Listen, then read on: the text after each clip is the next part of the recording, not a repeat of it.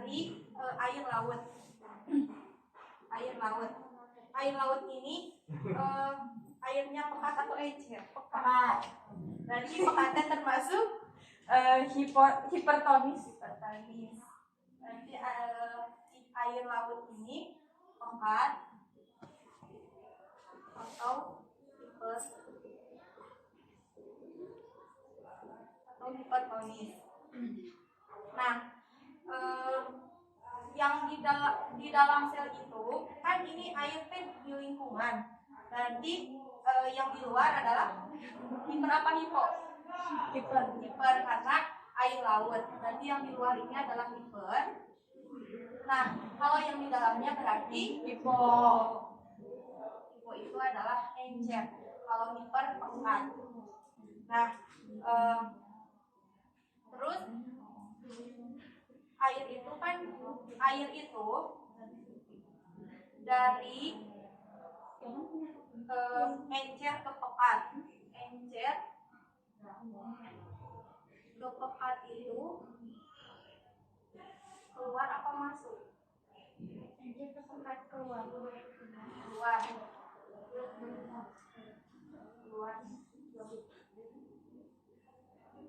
Nah, keluar. Berarti kan air keluar dengan sendirinya adaptasi. Jadi air yang ini teh keluar dengan sendirinya menyebabkan banyak minum.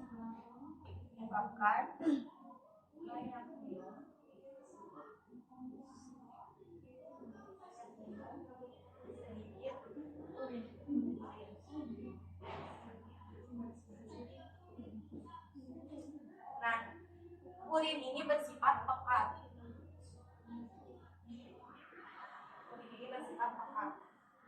Nah, terus ada kalau misalkan ini ada ikan tawar. Berarti ikan tawar ini yang di dalam selnya itu kan tawar teh berarti encer. Berarti hipotonis.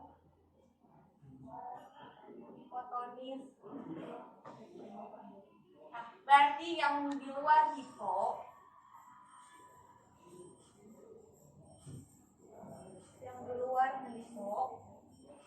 yang di dalam sel adalah hiper.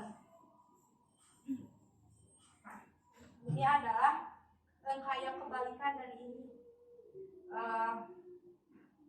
Air yang masuk, air teh kan masuk. Nah, kan kalau misalkan air masuk teh pasti kembung si ikan teh.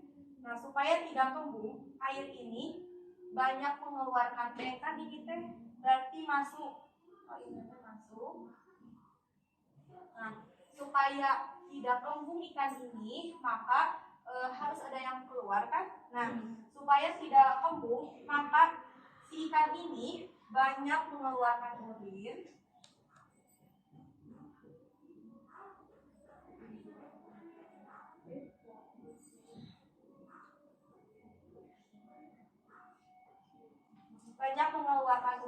Urin ini bersifat encer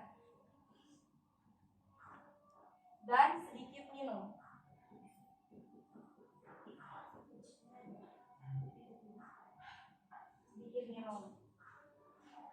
Nah,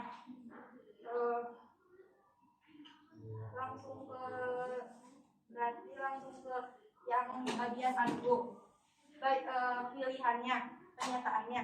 Yang A, ikan bidadari merupakan ikan air tawar. Kan yang digambar mah ini kan? Ya. Ini cuma tambahan kayak gitu. Nah, berarti benar apa salah? Ikan bidadari merupakan air tawar. Yang ini salah. Berarti pernyataan yang A adalah salah. Nah, terus kenapa salah? Karena kan sudah dinyatakan yang ada di gambar ini air laut. Air laut itu bersifat pekat atau hipertonis. Nah, terus yang bagian B, ikan yang masuk ke dalam insang bidadari lebih hipotonis daripada air yang keluar dari insang ikan bidadari. Nah, digambar kayak digambar. Nggak usah aja, nggak usah. Nggak usah. Ya. Nah ada ini kan ada gambar insang, rongga insang. Nah air yang masuk ke dalam insang. Nah ini yang Na plus, Ci minus kayak gini, yang ini adalah hipertonis, tanda panah keluar, hipertonis. Nah terus kan ini ada yang masuk kayak gini, ada yang ini yang tanda keluar, otomatis banyak mengeluarkan dari insang dan tubuhnya. Ini kan ada panah di sini. Nah terus kalau yang ininya termasuk hipotenis. Terus insang ikan itu kayak labirin. Jadi ada yang masuk keluar. Kalau apa sih, dalam manusia mah beda, nanti terus nah kalau yang di bawah ini, yang dua lingkaran ini dikeluarkan keluar ini teh ion, keluarkan ion, banyak ion atau hipertonis. Nah pernyataan yang B, air yang masuk ke dalam insang ikan bidadari lebih hipotonis daripada air yang keluar dari insang bidadari. Benar apa salah? Air yang masuk. Jadi air yang masuk teh ini kayak dari hipotonis. Berarti pernyataan yang B adalah benar. Yang B adalah benar. Ini nah, terus pernyataan yang C, tekanan parsial oksigen pada darah yang keluar dari insang bidadari sama dengan tekanan parsial oksigen pada air yang meninggalkan insang ikan bidadari. Oh iya. Nah kalau darah ini ada oksigen ya, ini ada oksigen, nah, kayak keluar. Oh iya. Agak darahnya. Nah ini teh berarti air teh tekanan oksigen dari air itu beda. Jadi tekanan darah sama dengan, kan harusnya beda kalau air tekanan oksigen dari tekanan oksigen dari air itu beda. Kalau pernyataan ini sama dengan, berarti pernyataan ini salah. Ya.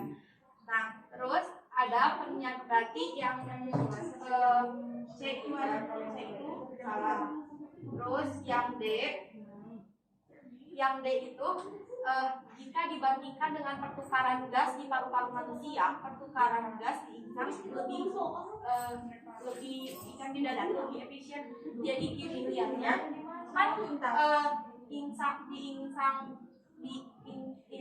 ikan itu kayak tadi dibilang kayak labirin. Jadi ada keluar masuk. Sedangkan di manusia terjadi di alveolus. Nah ini darah ke alveolus. Nah ini. Jadi manusia terjadi pertukaran CO2 dan oksigen itu adalah di alveolus.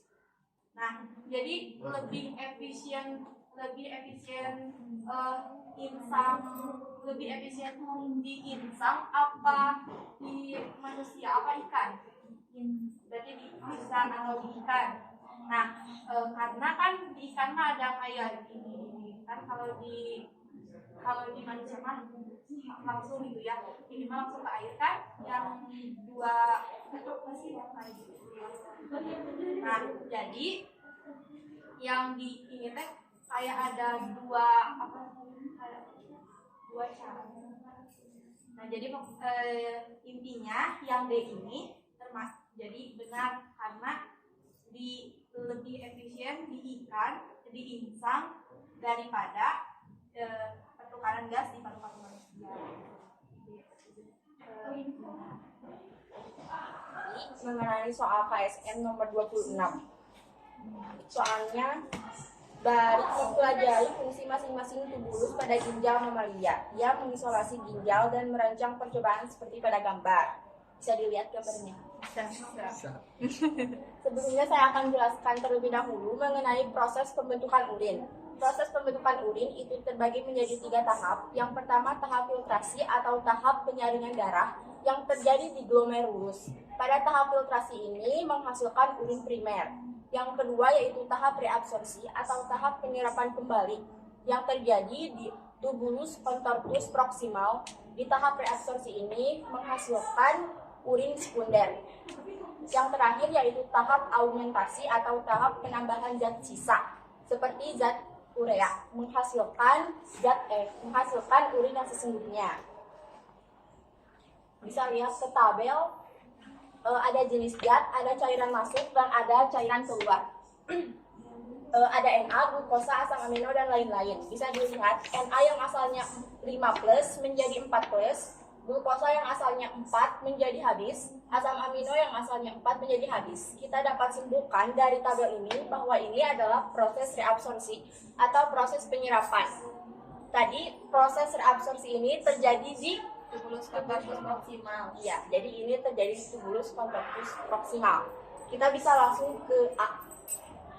Pembuluh yang diisolasi berasal dari medula ginjal. Sebelumnya akan saya gambar gambaran ginjal. Mesti kacang merah. Jadi bagian luar ginjal ini disebut korteks. Bagian yang di dalam ini disebut medula. Yang perlu kita cari, tubulus contortus proximal ini adanya di korteks atau di medula? Medula. Iya. Salah. Korteks.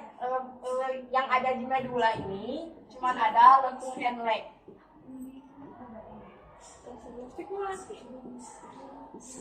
Sisanya semua itu ada di korteks. Jadi tubulus contortus proximal ada di korteks. Jadi yang A ini salah karena harusnya ada di korteks.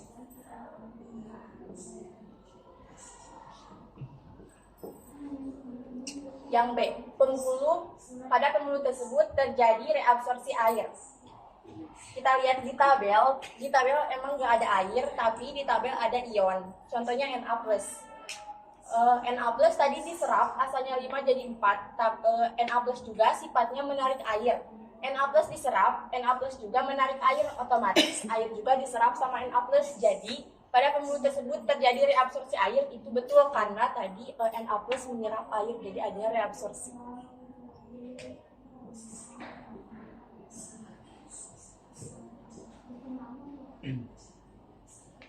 Yang C, glukosa dan asam amino direabsorpsi pada pembuluh tersebut. Yang C ini sebenarnya kita cuma bisa langsung lihat ke tabel. Tadi glukosa yang asalnya 4 menjadi habis, asam amino asalnya 4 jadi habis. Kita bisa langsung tahu karena ini ada proses reabsorpsi atau penyerapan.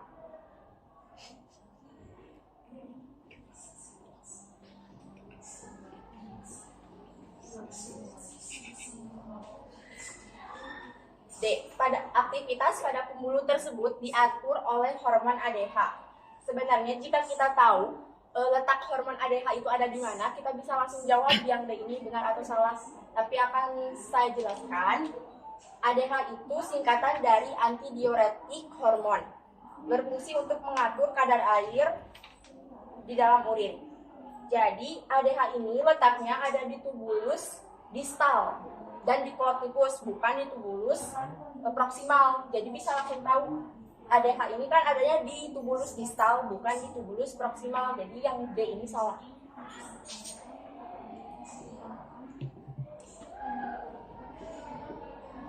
Sekian dari saya.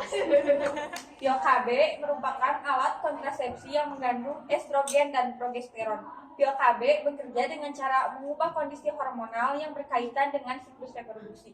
Bisa dilihat oleh teman-teman semua di sini atau yang teman-teman pegang ada sebuah apa nih namanya? Grafik. Diagram atau grafik. Ini adalah diagram diagram perubahan hormonal siklus perempuan yang normal. Nah, di dalam soal ini kata kuncinya berada pada pil KB merupakan alat kontrasepsi yang mengandung estrogen dan progesteron. Oh, ternyata pil KB itu mengandung hormon estrogen dan progesteron. Nah, hormon estrogen dan progesteron ini berada pada kelenjar ovarium.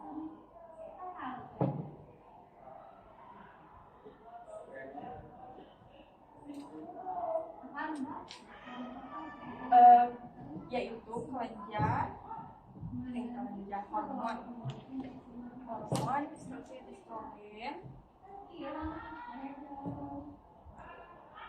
yang digunakan untuk ciri kelamin sekunder.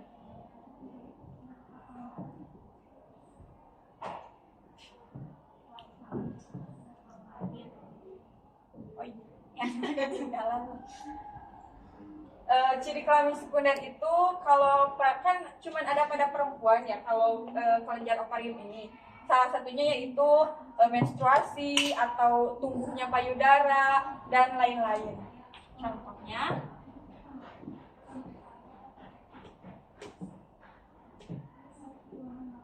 yang kedua adalah hormon progesteron.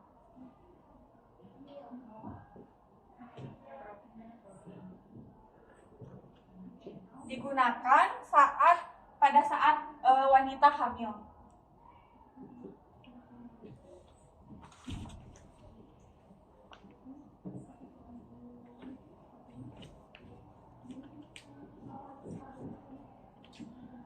Salah satu fungsinya hormon progesteron itu yaitu untuk menebalkan dinding rahim.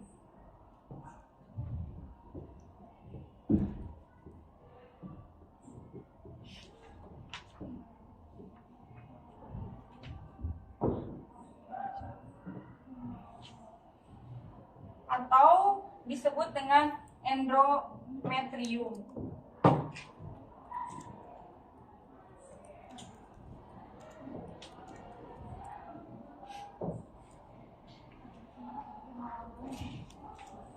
Sekarang kita ke grafik. Grafik yang pertama ini adalah siklus reproduksi normal dari seorang perempuan. Di sini ada satuan angka atau hari dari tanggal 1 hingga tanggal 28. Pada saat tanggal 14 terjadi ovulasi.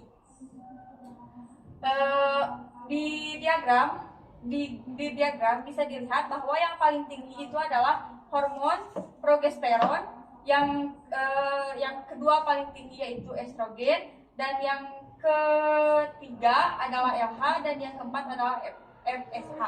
Kita bahas dulu apa itu LH dan FSH. Hormon LH dan FSH itu berada pada kelenjar hipofisis anterior.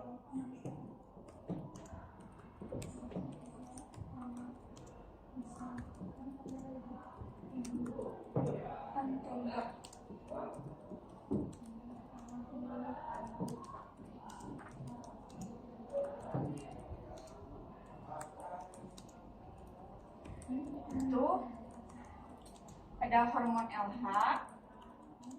Kalau untuk hormon LH dan FH ini ada pada perempuan juga laki-laki. Kalau untuk perempuan, hormon LH adalah hormon luteinizing hormon.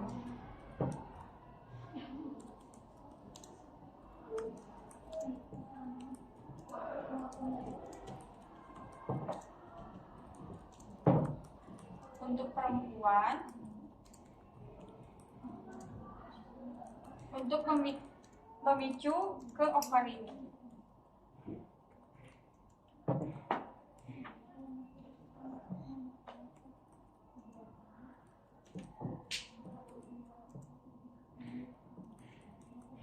Untuk laki-laki,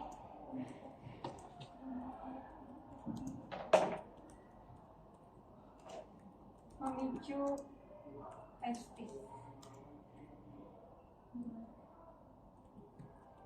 Dan yang kedua adalah hormon FSH atau polystimulating hormone. follicle stimulating hormone. Kok polisi? Ayo polisi.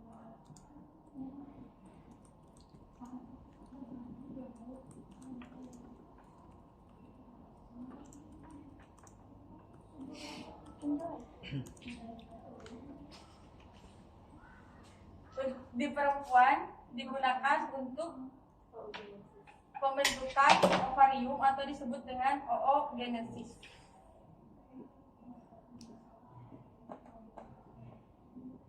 Dan untuk laki-laki digunakan untuk membentuk sperma atau spermatogenesis.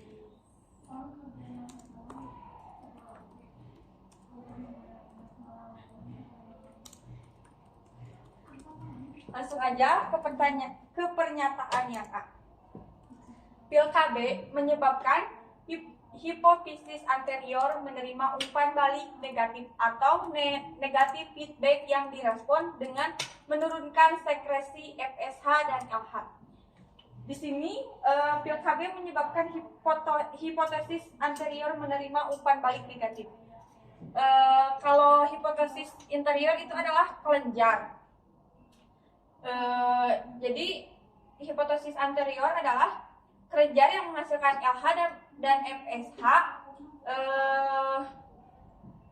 Bisa dilihat pada grafik bahwa hormon LH dan FSH setelah wanita mengonsumsi pil KB mengalami penurunan. Jadi karena tadi pil KB menyebabkan hipotesis anterior atau hormon FSH dan LH menerima umpan balik negatif atau menurun, berarti itu benar atau salah? Benar. Berarti untuk pernyataan A benar.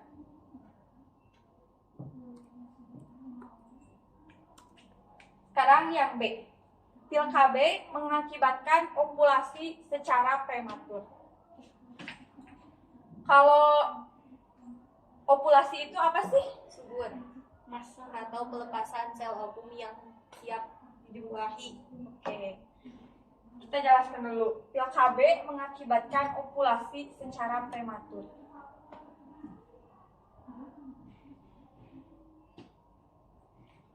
Salah satu bentar.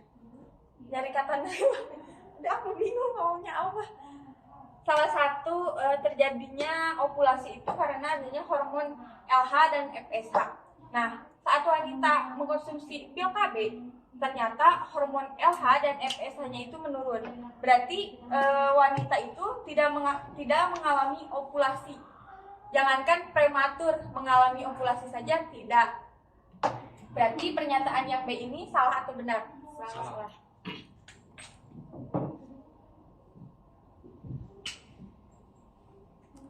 Yang C. Pil KB akan bekerja paling efektif apabila dikonsumsi tepat sebelum ovulasi. Tadi ovulasi disebutkan oleh Hasta bahwa masa subur atau masa pada saat pelepasan sel ovum yang siap untuk dibuahi. Pil KB akan bekerja paling efektif bila dikonsumsi tepat sebelum ovulasi.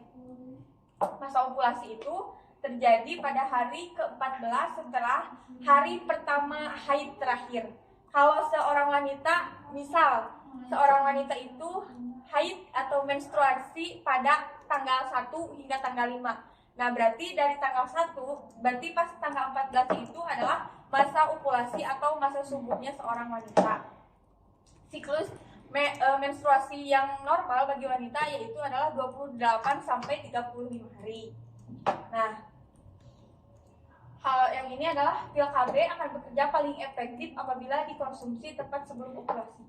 Kalau wanita mengonsumsi pil KB tepat sebelum ovulasi, kayaknya kurang efektif gak sih? Seharusnya setelah masa ovulasi atau jauh sebelum masa ovulasi. Gitu kan? Iya.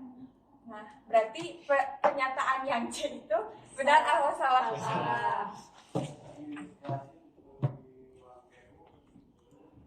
Oke, yang D. Pil KB mencegah terjadinya penebalan endometrium. Tadi dijelaskan bahwa endometrium adalah penebalan dinding rahim.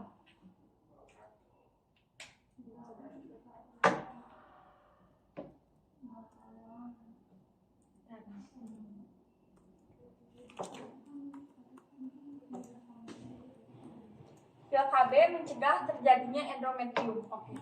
Endometrium ini kan dihasilkannya dari hormon progesteron. Nah, hormon progesteron itu ada dalam pil KB. Berarti jika seorang wanita mengonsumsi pil KB, karena pil KB itu isinya hormon progesteron dan estrogen, salah satunya adalah hormon progesteron yang digunakan untuk menebalkan dinding rahim, berarti sudah bisa disimpulkan bahwa pil KB itu bukan mencegah terjadinya penebalan dinding rahim, tetapi memicu atau membuat dinding rahim menjadi menebal. Berarti untuk yang D ini adalah salah. Oke, sekian dari saya. Mohon maaf apabila masih ada kesalahan. Kan soal KSE nomor 18. Langsung ke soalnya. Termogulasi merupakan proses yang sangat penting dalam menjaga kestabilan metabolisme. Salah satu bagian tubuh yang berperan dalam termogulasi adalah kulit. Aliran darah melewati kulit berpengaruh dalam mengatur pertukaran panas dengan lingkungan. Pertama, termogulasi. Sio, termogulasi sio.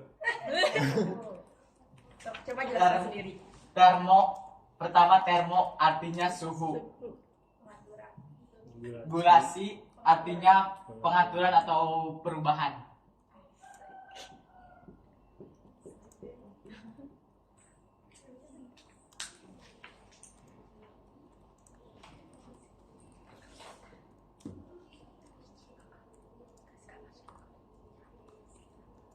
Ya, kita langsung ke soalnya saja terlebih dahulu. Pernyataan. Olahraga menyebabkan perubahan dari kondisi A ke kondisi B. Kita coba analisis dulu gambarnya. Dari sini vena pembuluh kecil, dari sini langsung yang ke B besar. Perubahan pembuluh darah disebut, pelebaran pembuluh darah disebut vasodilatasi. Laso atau faso itu Faso. oh, V. Puasa. Vasodilatasi terjadi karena perubahan suhu. Perubahan suhu olahraga menyebabkan perubahan dari kondisi A ke kondisi B. Ketika olahraga, pasti suhu tubuh akan naik dan terjadi vasodilatasi. Jadi jawabannya A benar. Karena dari sini A dari kecil menjadi besar, berarti ada perubahan dari dingin ke panas. Dan yang B, mandi menggunakan air hangat akan menyebabkan perubahan dari A ke B. Yang telah dijelaskan tadi, vasodilatasi terjadi karena perubahan suhu, bisa karena panas,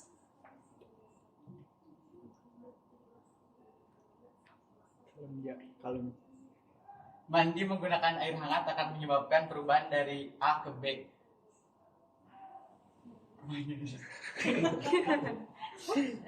santai. Jawabannya benar karena air hangat merubah kulit, akan merangsangnya dan mengirimkannya ke hipotalamus dan menyebabkan vasodilatasi. Yang C, A menunjukkan kondisi pembuluh darah pada musim panas, sedangkan B kondisi pembuluh darah pada musim dingin.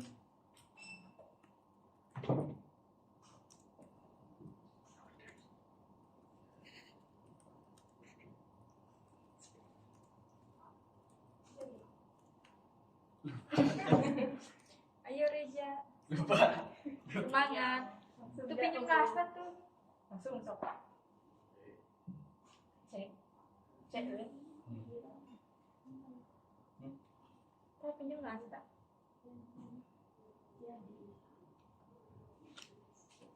Lupa dilempar Jadi aja, yang Reza.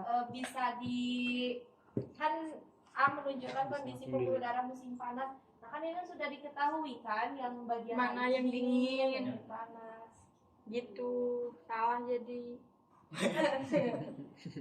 Gak apa-apa, diulang. Ayo semuanya. Salah sekarang, nanti benar kabehnya. Amin. Eja pemenang. Amin. Semua. Semua. Nah, jadi yang C teh salah karena harusnya A teh dingin, yang B B panas. panas. Langsung Langsung D. Perubahan dari A ke B terjadi ketika tubuh memproduksi senyawa yang menyebabkan peningkatan suhu acuan di hipotalamus.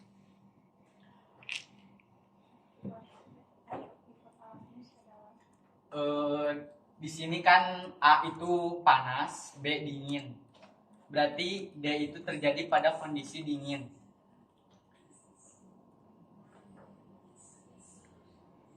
Dari panas ke dingin. Sedangkan kalau peningkatan hipotalamus terjadi jika suhu di luar itu dingin dan menyebabkan tubuh menyesuaikan suhu dengan cara meningkatkan suhu tubuhnya. Dan jadi yang benar harusnya dari B ke A. Jadi jawabannya salah.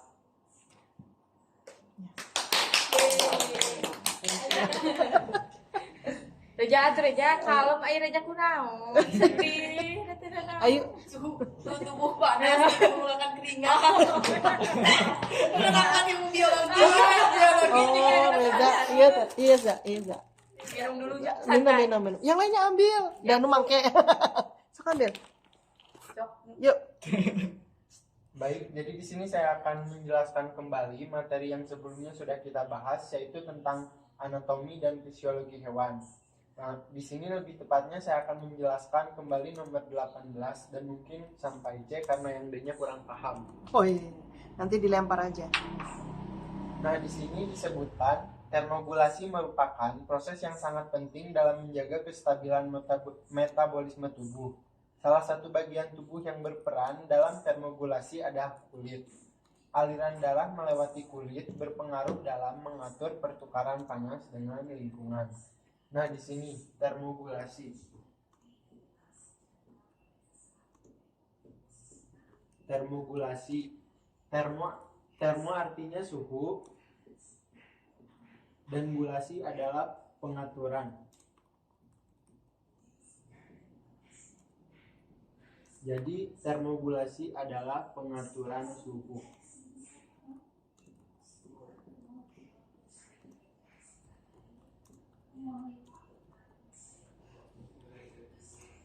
Nah, di sini terdapat dua gambar sel pembuluh darah, yaitu sel A dan sel B.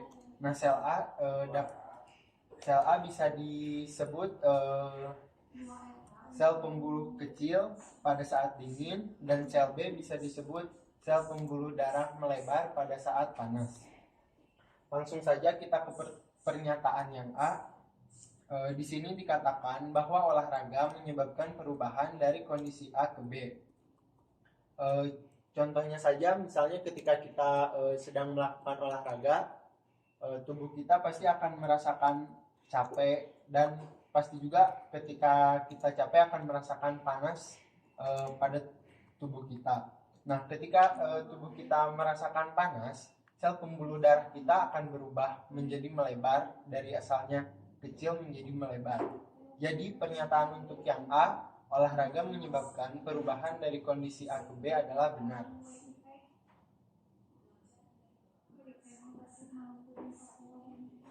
Kemudian pernyataan yang B, mandi menggunakan air hangat akan menyebabkan perubahan dari A ke B. Nah, misalnya di sini ketika kita pada saat pagi hari akan berangkat ke sekolah, kita mandi menggunakan air hangat. Nah, dari si air hangat tersebut akan menimbulkan reaksi pada tubuh kita karena di situ posisi tubuh kitanya dingin.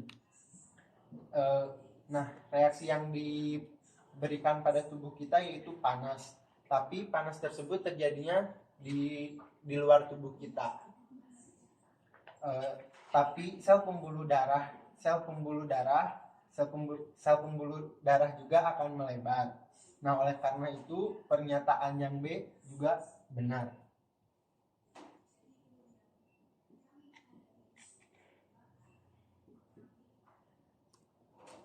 Kemudian yang C dikatakan bahwa A menunjukkan kondisi pembuluh darah pada musim panas, sedangkan B menunjukkan kondisi pembuluh darah pada musim dingin. Nah, sudah saya katakan tadi bahwa A bisa disebut pembuluh darah kecil pada saat dingin, sedangkan B pembuluh darah melebar pada saat panas. Jadi sudah bisa langsung diketahui bahwa jawaban dari pernyataan C adalah salah. Seharusnya kondisi A menunjukkan dingin dan kondisi B menunjukkan panas. Terima kasih. Sama. Ya.